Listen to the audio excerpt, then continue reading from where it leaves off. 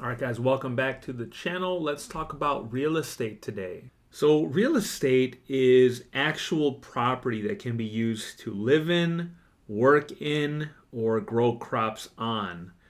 Think of houses that we live in, office buildings and warehouses, and farmland to grow your fruits and vegetables. The types of real estate are residential, which is the houses that you live in or the apartments that you rent. Commercial, the properties you see like your local grocery stores or your strip malls and outlet malls. Industrial, think of the warehouses that you see. And raw land, so this is land that has not been developed yet. Who invests in real estate? So typically, what are the type of people that invest in these types of real estate?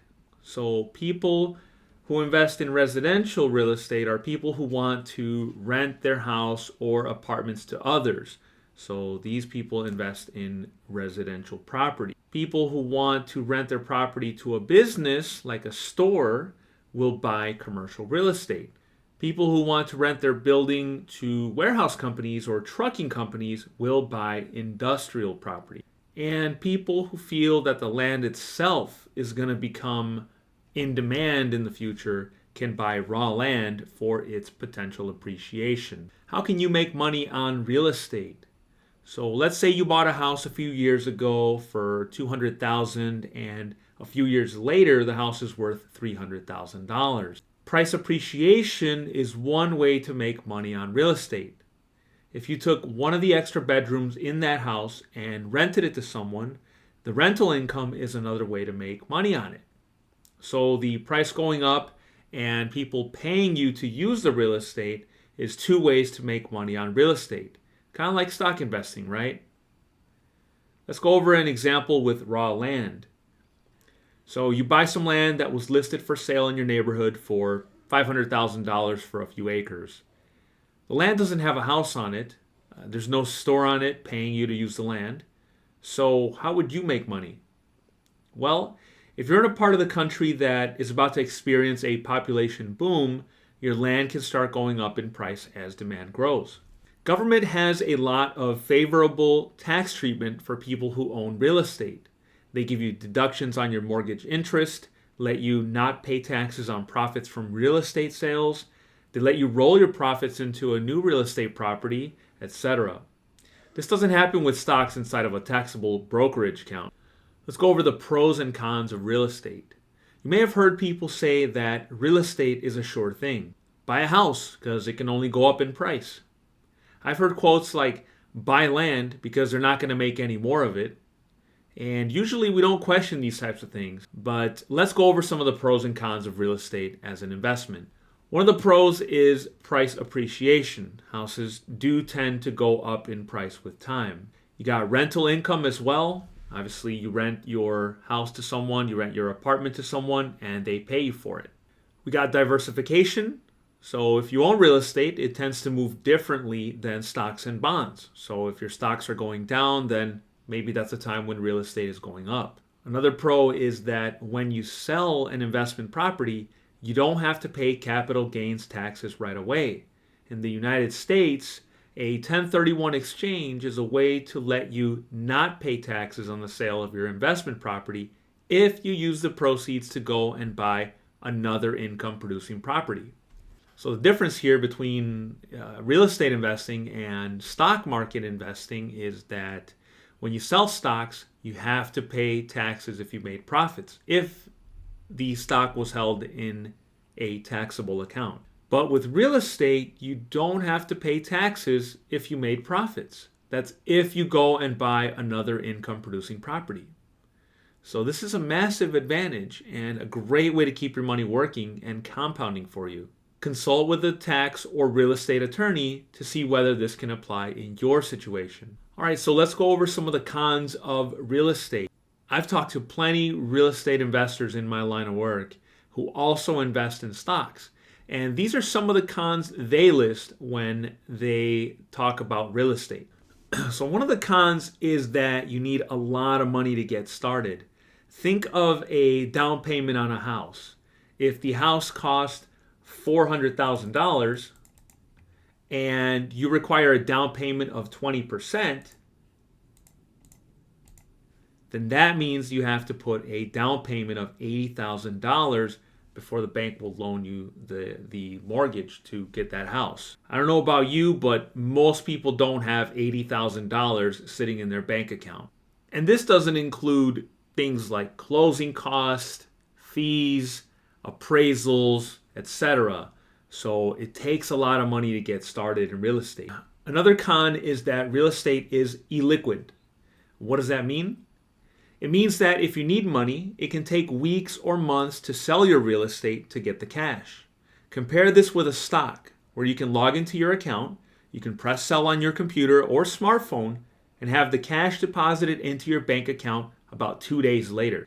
That ain't happening with real estate. Liquid means you can turn something into cash quick. Illiquid means you cannot turn it into cash quickly. Real estate is illiquid. Let's talk about location as one of the cons, potential cons of real estate. Remember when we said that if you're in an area of the country where a lot of people are moving to, that your house or your land can start going up in price? Well, what if you're in an area where the population is going down? Real estate behaves differently depending on where you live. And people say that the world population is growing and that no new land is being made, so prices will keep going up. But is that actually true everywhere? There are countries where the population is actually going down. For example, Japan and Italy. Real estate prices are actually going down in those countries. In certain parts of the United States, there are entire neighborhoods where houses are boarded up and abandoned. You think homeowners in those areas thought that would happen when they bought those houses decades ago? If a major business or industry leaves your town, it could cause people to leave, and this is bad news for your real estate investment. Think of those empty office buildings during COVID when everyone was working from home. These are things that are hard to predict. Remember the housing bubble and crash back in 2008? Bad things can and do happen. And it's when we don't question sayings like houses always rise in value that we can be caught off guard. And just another example that I can think of is, look at all those ghost towns that are in America. I don't know about other countries in the world, but America has a lot of ghost towns. Just abandoned towns because the industries that thrive there left. So don't ever think that your property could just keep going up in value, because that's not true. What about bad tenants? Do you enjoy getting calls at 3 a.m. to fix a clogged toilet? Or what if you raise the rent on your tenants and they decide to move out but crash and destroy the apartment before they leave? These things now become your problem and take up your time and your money. And yeah, sure, you can take bad tenants to court to get the money back, but would you rather want to spend your time doing something more enjoyable? Tenants can destroy your property. Pipes can burst. Hurricanes, floods, fires, all these things can damage your property. Bad things can and will happen. And again, it will depend on where you are, but these are some expenses to consider and budget for. Personally, I'm a little bit more hands-off with my investments, and I don't like to chase people for my money. But if you're someone who's a handy person, then these things might not be deal breakers for you. Now, related to the hazardous waste bullet point there as one of my cons, I recently heard of a story where an entire neighborhood was built near an old waste disposal site. Years later, the people in that neighborhood started developing cancer. And it was found out years after that a nearby business had been dumping hazardous waste into a water source nearby. The entire neighborhood had to be evacuated and homes demolished shortly thereafter. What do you think happened to the value of real estate in that area? To learn more about the example that I'm discussing about, search up Love Canal contamination in the 1970s. And the last con I have listed here is regarding insurance. So, do you have proper insurance coverage? It's important to not buy real estate in bad areas, and not only that, but to carefully read your policy to find out what is included and not included in coverage. For example, a burst pipe that floods your house may be covered, but a leak that has been happening slowly may not be covered. Having to read an insurance policy line by line, page by page, is not a fun thing to do. So how risky is real estate? Let's take a look at our riskiness scale here, with the top item being the most riskiest asset class that I've talked about on the channel, and the one at the bottom being the safest, the safest, least volatile asset class that I've discussed on my channel. So despite all the cons that I just listed, real estate historically has been a very good asset class to grow your wealth. We're going to put real estate as safer than bonds, but riskier than CDs. Why? Well, in my opinion, people need a place to stay. They need land to live on. We don't need to loan money to anyone. Banks at times do stop lending to folks, and this can disrupt the bond market. It seems like there will always be a need for people to live somewhere, so real estate seems to be necessary for life itself. One of the things helping real estate out is that you can't really turn on the TV and see what your house is worth like you can with stocks and bonds. With stocks, you can easily log in on your computer and phone and see exactly the price of your stock. This lack of information with real estate helps you to stay put when times get tough. Also, because it's a lengthy process that takes weeks or months to sell real estate, it really makes you think hard about whether you really want to sell out. With stocks, you can easily log in and sell everything if you get scared. Plus, there's this whole mentality in real estate that real estate is just safer than stocks and bonds. So people in general are less likely to sell their real estate when times get tough because everyone just believes that real estate is safer and will always appreciate in price. It's just common knowledge for everyone to think real estate is a safe investment.